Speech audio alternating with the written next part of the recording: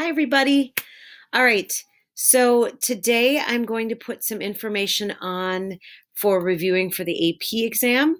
Um, I believe that the AP exam is going to be rhetorical analysis. So we're going to start today with a little bit of AP exam review. And hopefully this will kind of help out some of you who are wondering about what to do for the AP exam. So rhetorical analysis review means that for the AP exam, I believe you're going to have to read something and determine the rhetorical situation and information about the speaker and audience and the purpose behind the reading. So we're going to take a look at this one to kind of walk you through it. So this is from 2017 AP exam. And I'm going to kind of talk to you a little bit about this, sort of the way that the AP teachers have been doing on YouTube with the YouTube videos that I've shown you. So this one was, if we read the prompt information up here, remember what we've been seeing on YouTube with other AP teachers talking about what to look for is that in the prompt, you're going to find lots of information about the topic that you're reading within this whole opening section. So you don't want to ignore that opening section because it'll give you the rhetorical situation. So let's read this.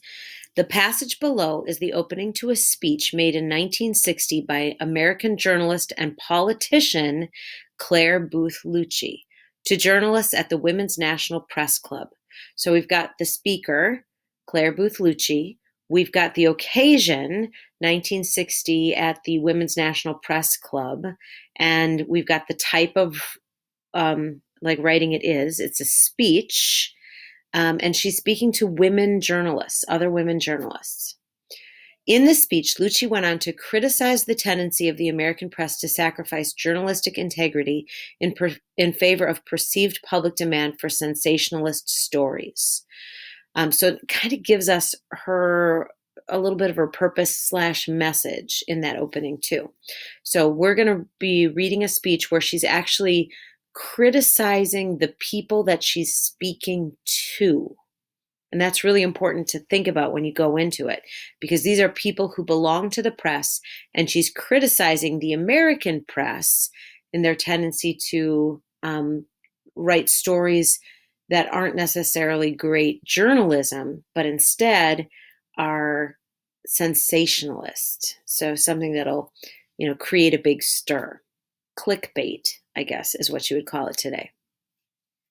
Read the passage carefully, then in a well-developed essay, analyze how Lucci uses this introduction to prepare the audience for her message. Support your analysis of her rhetoric with specific references to the text.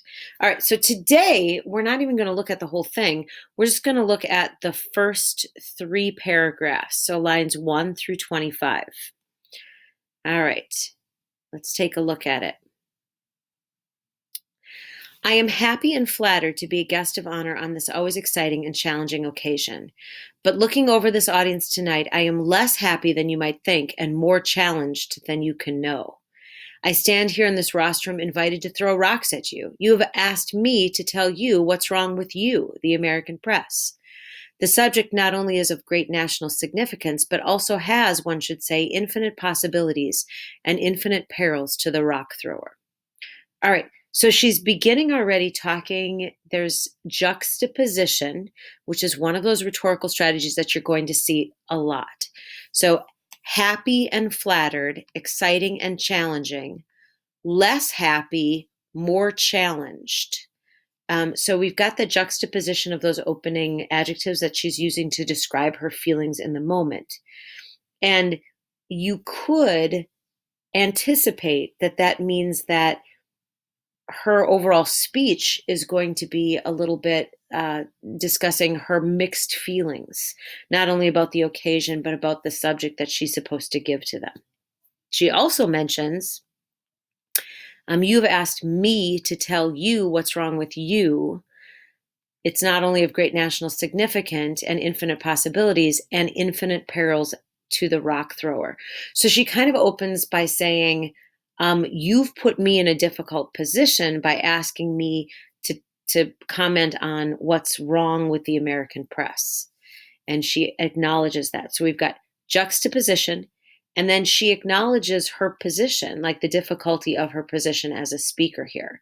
And that's really important because when a writer acknowledges that what I'm about to write is something you may not, or what I'm about to say is something you may not want to hear, that gets the audience prepared for what's about to come. And also, because they're acknowledging this isn't something that you are going to want to hear, that allows the audience to sort of forgive the speaker for what's about to come in advance. So it allows them to kind of lower their guard down a little. I know what I'm about to say you're not going to like. Okay? So, what we've done so far, just in the first paragraph alone, we've picked out two things that could be considered rhetorical strategies. The first is juxtaposition, the contrast of the word choice that kind of sets up the idea of having mixed feelings about the situation. And then the second is about setting up where the speaker is coming from and kind of acknowledging that the subject matter isn't going to be something that is taken kindly by the audience. Notice there's no term for that. I can't say, here's the term, like juxtaposition. I explain what the speaker is doing, and then I explain why, to let down the audience's guard. And that's exactly what you need to do in your writing. You don't have to find something that has a term attached to it, like juxtaposition. You just have to describe what is actually happening. I'm trying to get them to let their guard down by doing this. Okay. She continues on in this vein in a little bit. So, second paragraph. For the banquet speaker who criticizes the weaknesses and pretensions or exposes the follies and sins of his listeners, even at their invitation, does not generally evoke an enthusiastic, no less a friendly response. The delicate art of giving an audience hell is always one best left to the Billy Grahams and the Bishop Sheens. And if you take a look at this, this is meant to be kind of a bit of humor right here, because she's referring to two televangelists, Bishop Sheen and Billy Graham. So when she says giving the audience hell, she's referring to that figuratively. You know, when you give someone hell, like you give them a hard time about it, but she's using the literal giving an audience hell of the two speakers. So this contrast of figurative and literal is supposed to be humor. They would have seen it as humor. We may not see it as humor. So, but she's using that to kind of show that she's got kind of a tongue-in-cheek sense about what she's about to say. So it kind of softens the audience a little bit in that way. So use of humor right there. And this, we still have, again, we have these contrasts, these word choices: weakness and pretensions, follies and sins. So notice how she's doing these things in pairs. Weakness and pretension is in a pair, and follies and sins is in a pair. So she's using this connotative word choice of negative connotative words in order to get us to understand that she's going to, quote, give them hell, which comes up later on. All right. Third paragraph. But you are an audience of journalists. Direct address of her audience. And she does that earlier, but here she takes a second to say, you are an audience of journalists. And she really points out that, who she's speaking to. There is no audience anywhere who should be more bored, indeed more revolted, by a speaker who tried to fawn on it, butter it up, exaggerate its virtues, play down its faults, and who would more quickly see through any attempt to do so. I ask you only to remember that I'm not a volunteer for this subject tonight. You asked for it. All right. So she does a couple of things here. So we've got, by a speaker tried to fawn on it, butter it up, exaggerate its virtues, play down its faults, and would more quickly see any attempt to do so. So the first thing that she does, fawn on it, butter it up, exaggerate its virtues, play down its faults, she uses a series of phrases that basically mean the same thing. It's called exemplification, or you can just say she builds on a series of phrases that all mean similar things in order to exaggerate or increase exemplify and amplify her point. So all of those things kind of combine together to do that. All right, we have read 3 paragraphs of this article or of this speech so far. Let's review what we've picked out on it. Juxtaposition at the beginning.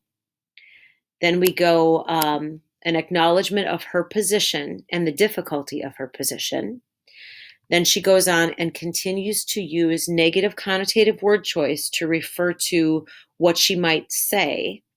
She uses humor in reference to Billy Graham, Bishop Sheen, and the contrast between what is literal and what is figurative. And then she goes into this section where she uses this amplification to kind of build on one idea to the next. Fawn on it, butter up, blah, blah, blah, and using direct address to address her audience. All of these are great strategies that you could pull out, and we're not even done with the whole thing. Okay, that's where we're going to stop for today. Just kind of do a reading together of this, and then I'm going to add a little bit more to this tomorrow with our screencast. Okay, I'm going to end this here.